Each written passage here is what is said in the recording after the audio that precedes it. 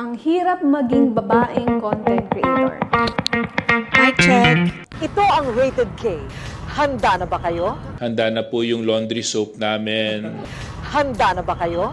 Handa na po yung plancha namin.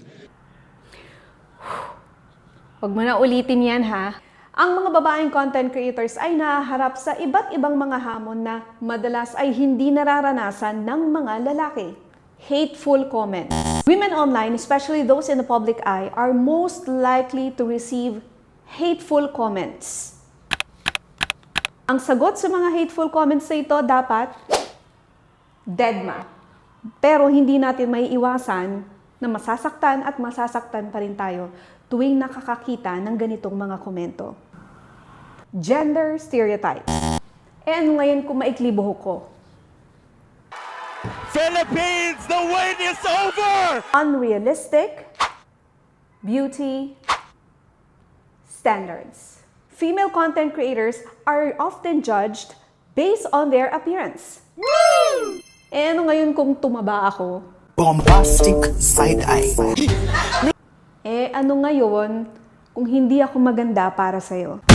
Despite these challenges, there are many successful women content creators out there. Those na sinasabi kong patola videos, those are the ones na medyo lighthearted pa na parang hindi ko sila masyadong seryoso, I can make fun of it. Pero there are some talaga who are threatening me, who are doing all of that. Yun, I also just try to make sure people are aware that this is not okay. You have to remember na when there's no one cheering for you, you should cheer for yourself. And always appreciate yung mga tao that do appreciate you naman.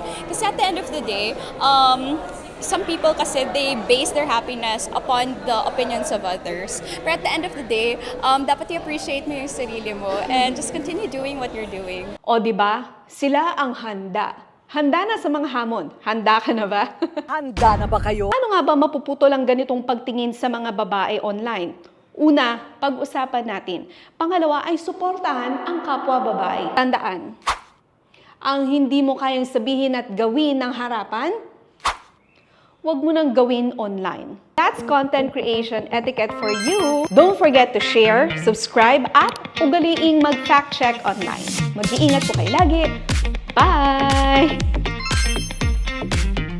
Handa na. Handa ka na ba? Handa na ba kayo?